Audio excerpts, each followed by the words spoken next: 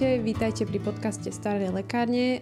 Dneska je tu so mnou zakladateľka a majiteľka Starej lekárne Klaudia Paldanová, s ktorou sa budeme dnes rozprávať na tému viacej o našich produktoch, o tom, aké zdravotné problémy vás trápia a povieme si aj, ako fungujeme a aké služby ponúkame. Takže poďme si v krátkosti povedať, ako teda vznikla Stará lekáreň a aké služby ponúkame. Ahojte. Stará lekáreň vznikla tým, že sme do priestorov, ktoré sa nám naskytli, vlastne preniesli naše receptúry, bylinky, čaje a začali sme fungovať ako prírodná lekáreň. Ponúkame okrem týchto našich prírodných produktov aj klasický sortiment lekárne, teda lieky, zdravotnícke pomôcky. Individuálne pripravujeme liečivé prípravky na lekársky predpis pre deti, pre alergikov, pre ekzematikov. A pre zvieratka pripravujeme nejaké individuálne prípravky. Držíme sortiment aj nejaký veterinárny, zdravotnú obuv pre dospelých aj pre deti. Prečo pripravujeme v Starej lekárni prírodnú kozmetiku a čaje? Prečo sme sa vlastne dali na túto cestu? Vybrali sme si túto cestu najmä preto, že veľa ľudí v mojom okolí, moja vlastná rodina mali zdravotné problémy, rôzne alergie a intolerancie, problémy s trávením, takže každému som chcela vlastne pomôcť, zlepšiť ten život, skrátiť nejakú bolesť alebo nejaké utrpenie, ktoré mal a hľadala som, ako mu pomôcť. Takže takto vlastne vznikali tie nápady na tie receptúry a podľa čoho pripravujeme tieto naše produkty. A niektoré sú aj tradičné, alebo sme to nejako vymysleli všetky tieto receptúry? Niektoré receptúry sú tradičné, ktoré sa používajú už desiatky rokov. To je napríklad višnevského balzám, Ondrejová masť, boraxové globule, ktoré sa používali aj dávno predtým. Je ale už istá nevýhoda, že ako keby upadli do zabudnutia. Často ich bežne lekári, ktorí ich môžu napísať na lekársky predpis, nepoznajú tie receptúry, nemajú s nimi kontakt a teda vlastne vyhľadávajú ich vlastne klienti, ktorí sa dopočuli alebo ich starí rodičia poznali tie receptúry a žiadajú si tú prípravu u nás. A ďalšie sú vlastne naše vlastné prípravky, ktoré sme vyvinuli my. Tie receptúry sú naše. A tam sú vlastne napríklad rakitníkové čapiky na hemoroidy, balzamy na pery, krémy a čajové zmesy. Takže vlastne tradičné prípravky sú teda hlavne ten višnevského balzám a Ondrejová masť a aj nosná masť. To sú veci, ktoré sa už dlho používajú, ale možno upadli do takého zabudnutia a teraz na novo možno aj vďaka tomu, že viacej o týchto produktoch hovoríme, ľudia zistiu, že naozaj fungujú a skúšajú ich sami na sebe a zistiu, že áno, že ten efekt tam je. Takže poďme si povedať možno, akí klienti k nám najčastejšie chodia, kto k nám chodí, či sú to ženy, muži, deti, kto k nám najčastejšie chodí. Najčastejšie nás vyhľadávajú ľudia, ktorí majú problémy s alergiami, buď to nejaké kožné reakcie na krémy, alebo teda aj bežnú kozmetiku, ktorú si kupujú v drogérii, ale sú to ďalej veľká skupina ekzematikov, ktorí majú suchú pokožku popraskanú, zhoršuje sa im v určitých obdobiach roka a hľadajú nejakú prírodnú alternatívu. A potom sú tu ľudia, ktorí majú problémy s trávením. Takže väčšinou sú to teda pokožka, keď to tak poviem, že vaginálne problémy a takisto tráviace. Takže poďme si povedať, ako riešime u nás hlavne tie kožné problémy, keď k nám niekto príde, že čo odporúčame tým klientom, aké formy tých krémov alebo s akými máme najlepšiu skúsenosť. No pokiaľ sa jedná o ten ekzém, tak vynikajúce výsledky máme s našim krémom na ekzém, ktorý obsahuje iba maslo, oleje a bylinkové extrakty. A máme veľmi peknú spätnú väzbu aj od klientov, ktorí majú malé deti, že im dobre zaberá. Dá sa použiť v podstate ako prvá voľba, keď rodičia spozorujú, že to dieťa má nejaký problém na pokožke. Je tá pokožka červená, suchá, svrbivá, na líčkach, v záhyboch niekde, lakťovej jamke, pod kolenom alebo aj na nožičkách vlastne si ho môžu aplikovať tým detičkám po okúpaní, doma suchšiu pokožku aj 2-krát denne, ráno, večer a tá pokožka by sa mala upokojiť.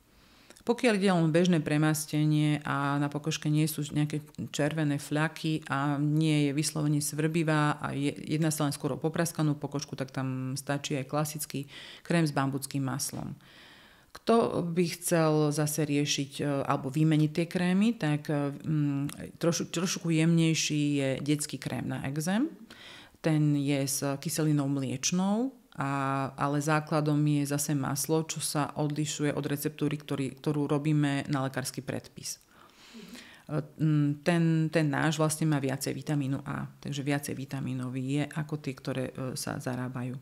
No a potom sú tam napríklad regeneračný rakitníkový balzám. To je takisto na bežné použitie. To není nutné pre exematikov, to sa dá používať vlastne hoci kto chce premastiť ruky, poprípade vyživiť končeky vlasov, ale natierť si aj telo a dodať mu vitamíny, nejaké výživy. Veľmi dobrý na leto, keď sa nosia sukne, krátke rukavy, že tá pokožka naozaj je krásna, vyživená, po ňom má ten rakitník dodá aj takú lepšiu farbu tej pokožky, je taká živšia. A ešte som sa chcela opýtať, že často sa stretávame s otázkami, že či ten detský krém s kyselinou mliečnou alebo ten krém na exém. Že sa niekedy pýtajú, či je vlastne tá kyselina mliečna, že či sa nemáme obávať, že v tých detských krémoch. Nie, ona tam je vo veľmi malej koncentrácii, v podstate najmenšej, akej sa dá. A je to zložka, ktorá normálne sa nachádza v potrave a my s ňou normálne prichádzame do kontaktu. Takže v takej nízkej dávke, že v podstate to je ako keby prírodná látka. Nie je to syntetická vec, ktorá by ako kyselná benzóová alebo nejaká iná zložka, ktorá je úplne chemická a môže dráždiť to dieťatko. Toto neprichádza do úvahy u kyseliny mliečnej. Si spomínala, že to vlastne píšu aj tí kožní lekári. Používajú to do iných masťových základov? Áno. Používa sa to buď do aniónového krému, alebo niektorí dávajú do Syndermalu, pokiaľ chcú masnejšiu receptúru. To sú takisto dobre znášané krémy, ale oni obsahujú veľa zložiek a obsahujú lipofilnú a hydrofilnú zložku, ktoré sú navzájom zmiešavané a v tej chvíli tam už musia byť stabilizátory a konzervanty. A hoci sú použité vlastne len také bezpečné alternatívy, je to vlastne ako keby zdroj, ale ten zdroj je chemický v podstate. Ano, tam sú normálne aj umelé tie zložky, ale veľmi dobre sú znášané, takže na to preliečenie tej problematickej pokožky je to veľmi vhodné.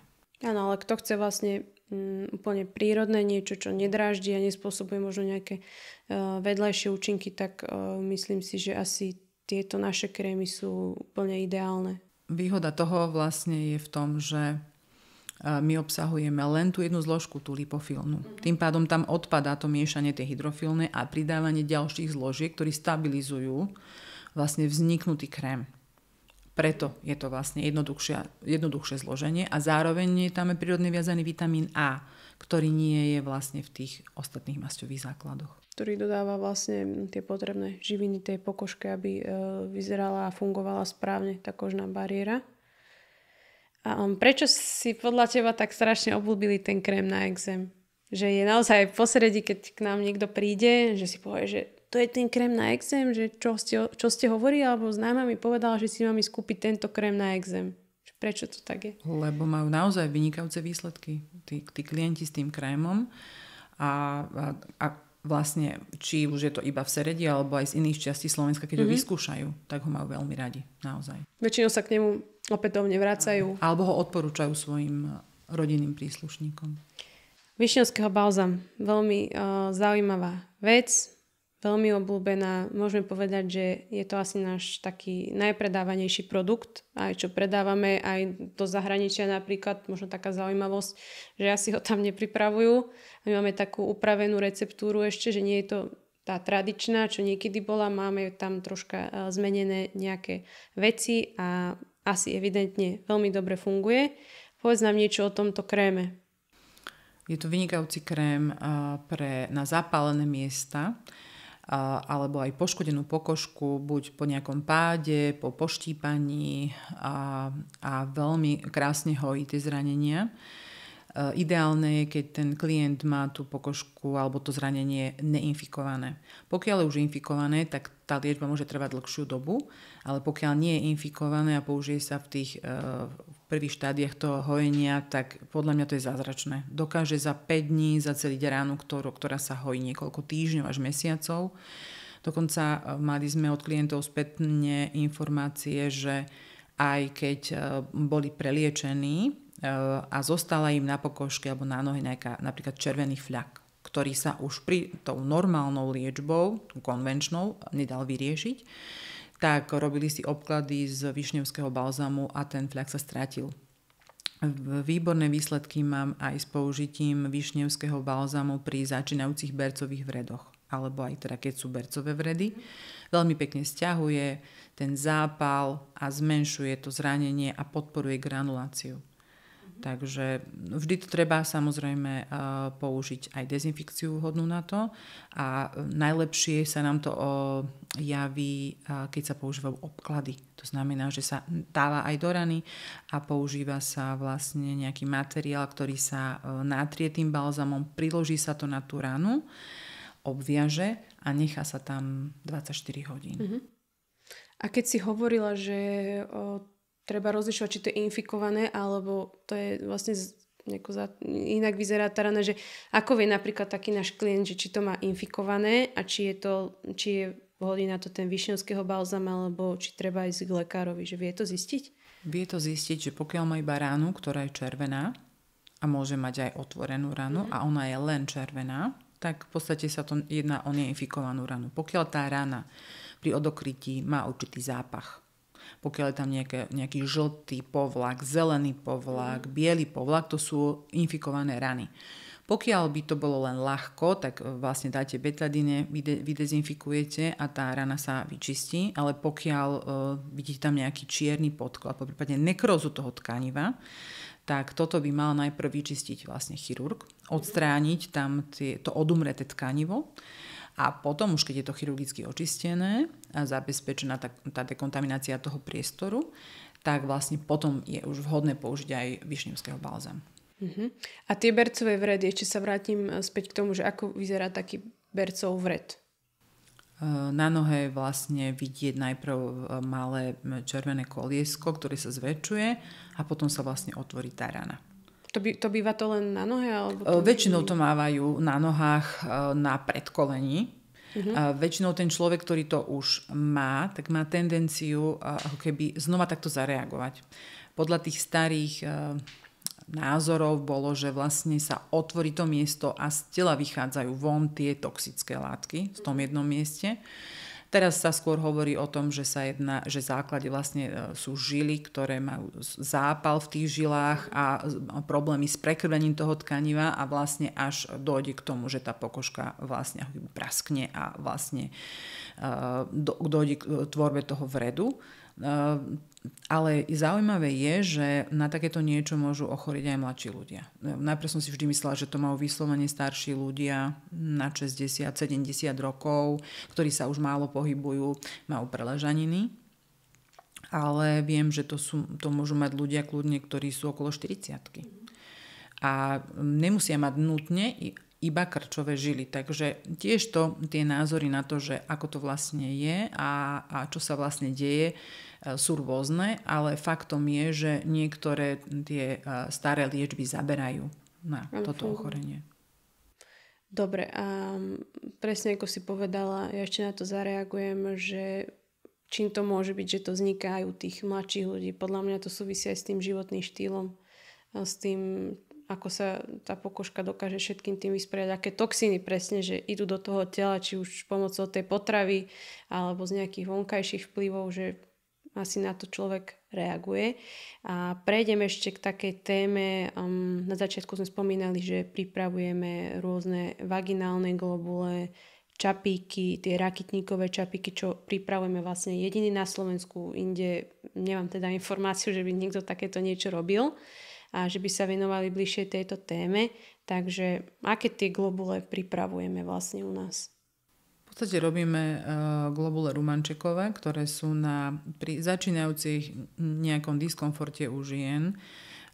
Majú vlastne, základom je voda, do želatíny sa pridajú tie účinné látky.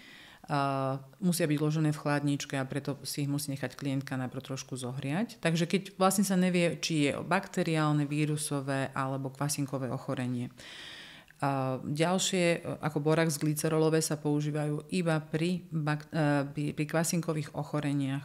Klasické príznaky ako biely tvarohovitý výtok, svrbenie, pálenie nie sú vhodné na iné typy ochorení. To by mali klientky vedieť, aby ako keby, keď majú jedno ochorenie, dávať si čapíky, ktoré majú úplne iný účinok.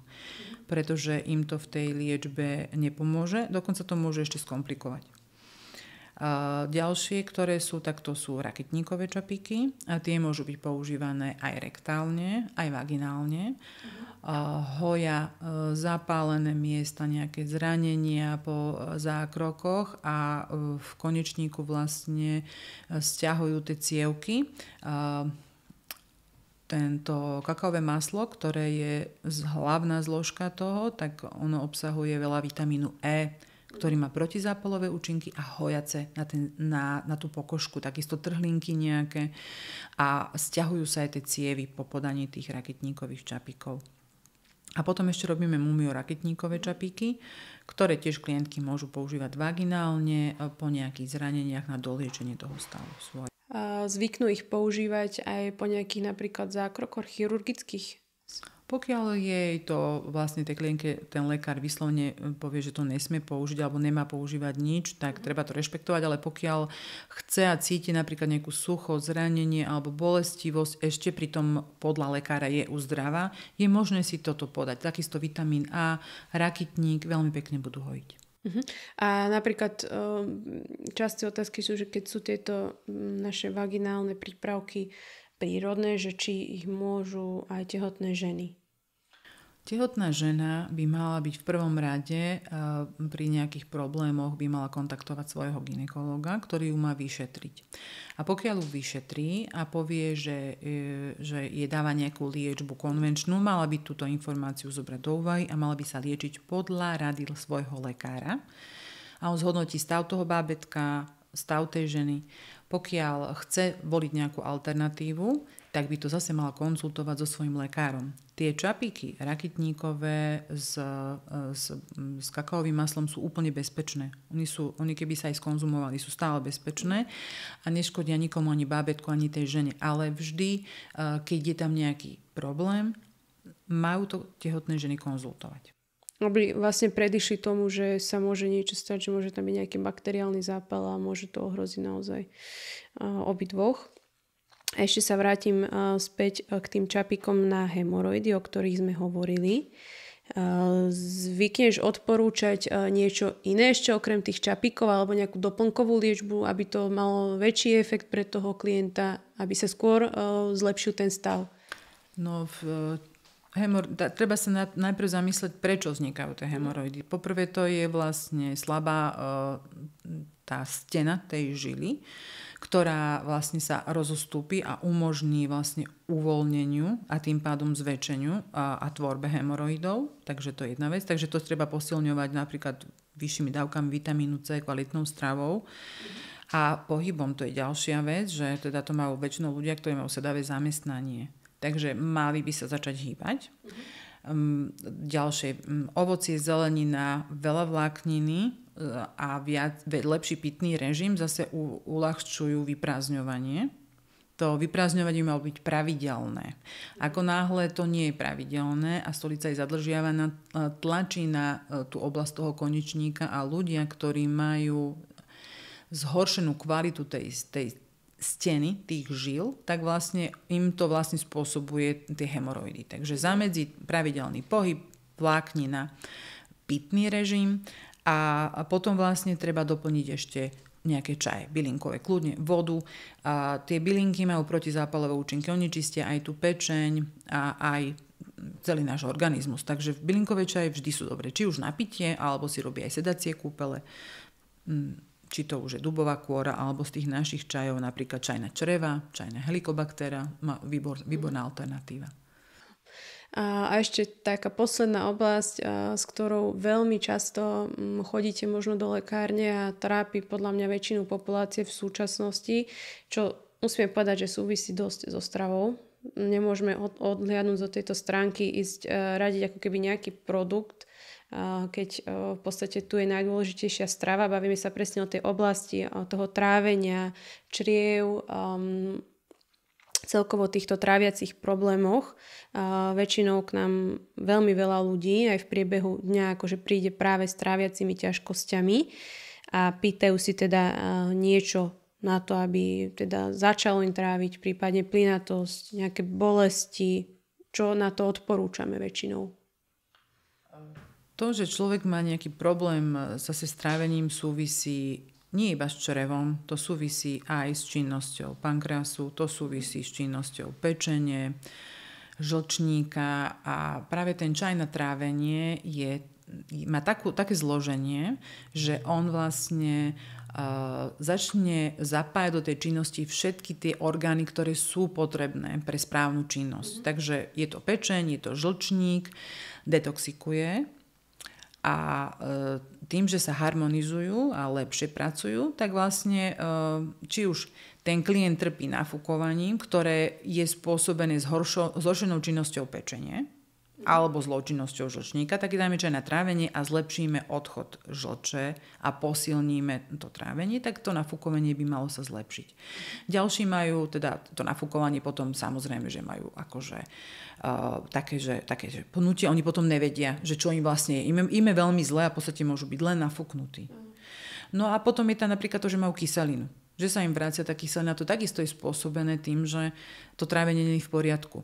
A síce máme čaj na reflux, ktorý je vynikajúci a má výbornú chuť, ale ja odporúčam, že najprv použiť čaj na trávenie, zlepšiť si komplexne ten tráviaci systém a keď sa to upraví, tak potom ten človek by nemal trpeť tým vracaním tej kyseliny naspäť do svojej pusy. A oni vlastne to ich trápi. No samozrejme to je skladba potravy, že pijú sladené nápoje, pijú rôzne teda pivo alebo alkoholické nápoje a tak ďalej, ktoré im dráždia, veľa kávy. Takže tam treba sa zamyslieť a nad tým takisto, že čo jeme. A keď vlastne sa preliečia tým čajom na trávenie, tak môžu si dávať v nejakých takých časoch, kedy je u nich zjavne, že sa im zvyšuje množstvo tej kyseliny, ten čaj na reflux, ktorý bežne budú popíjať. On je vynikajúci, on je taký sladký, takže ten im bude chutiť, aj to vhodné aj ponúknuť napríklad návšteve. Po prekonaní nejakých infekčných ochorení, po vybratí antibiotík a ešte stále tie črevá nefungujú tak, ako majú, tak tam je výborný čaj na tie čreva. On má také protizápalové účinky. A naša najnovšia receptúra je čaj na Helicobaktera, ktorý má také špecifické zloženie, obsahuje ako jediný napríklad nátržník a ten má dokázané štúdie na to, že pôsobí na Helicobaktera, tak ten je výborný aj u ľudí, ktorí ešte len čakajú na liečbu, lebo majú Helicobaktera a čakajú na liečbu k svojmu gastroenterologovi, ale aj u tých, ktorí sa aktuálne liečia, poprípade sú už preliečení. Že nemusia sa toho báť. Napríklad som spomínala, že ten čaj na Helicobaktera používajú väčšinou vtedy, keď už ako keby im zistia toho Helicobaktera, ale hovorím, že tam je také zloženie, že sa v podstate nemusíte obávať toho, že keď vy si ho dáte napríklad pri niektorých tých takých príznakoch toho, že by tam teoreticky mohlo niečo takéto byť, alebo aj je narušený ten mikrobióm, tak dokáže vám tento čaj veľmi pekne upraviť to trávenie a funkciu toho čreva, takisto vám pomôcť pri tom nadúvaní, plynatosti. Má naozaj také zloženie, že sú tam tieto bylinky aj proti zápalu, aj proti nadúvaniu, aj proti tomu množeniu toho Helicobaktera, že zastavujú. Oni ho nezničia, ale zastavia ďalšie množenie tohto Helicobaktera. Takže to boli v podstate témy ohľadom trávenia. Ešte veľmi by som ako odborník možno v tejto oblasti na vás apelovala, že trávenie a vaše čreva si vyžadujú proste dlhodobú pozornosť. A mikrobióm v súčasnosti je považovaný za veľmi dôležitú vec a dokonca je dokázané to, že funguje priamo s mozgom a medzi sebou komunikujú. To niekedy nebolo úplne známe a objasnené. Takže treba sa tejto téme určite viac venovať, dávať si pozor na stravu a naozaj v tomto trávení neexistuje skrátka, že dám si toto a bude mi dobre. To proste takto nefunguje, musíte sa o to zaujímať, hľadať si informácie, zmeniť stravovanie. Takže toto len z mojej strany k týmto čajom na trávenie, keďže často býva, že vypijem 2 šálky a ešte sa mi neuľavilo, lebo to naozaj tak nefunguje. Ale máme veľmi dobrú spätnú väzbu na tieto čaje, že naozaj, aj keď sa dlhodobo užívajú, môžu sa aj dlhodobo. Vlastne, tak sa opýtam, môžu sa dlhodobo? Môžu sa dlhodobo a tu by som odporúčila klientom, že na ten čaj si musia aj zvykať. Tak napríklad ten čaj na trávenie je veľmi horký. A tam je napísané, že 1 čajová lyžička na také 2,5 deci, 3 deci vody. Ale keď si zvyká na ten čaj a vadí mu tá horká chuť, tak si dá iba zarovnanú lyžičku. Postupne si zvykne. Ale mám aj skúsenosť, že tá chuť, na čo máme chuť, je vlastne to, čo máme my používať. To znamená, že pokiaľ si niekto kúpi čaj na trávenie, chutí mu, je to výborné. Môže pri tom zostať a môže ho používať dlhšiu dobu, kľudne 2-3 mesiace. A pokiaľ ale niekto si teda vybere nejaký čaj, ktorý jemu konkrétne nechutí, môže to byť aj preto, že to vyslovene nie je tá čajovina, ktorá jemu sedí. Áno, to telo si ono vie povedať, a ono vám ukáže same, že čo je pre ňoho vhodné. On si to vyberie.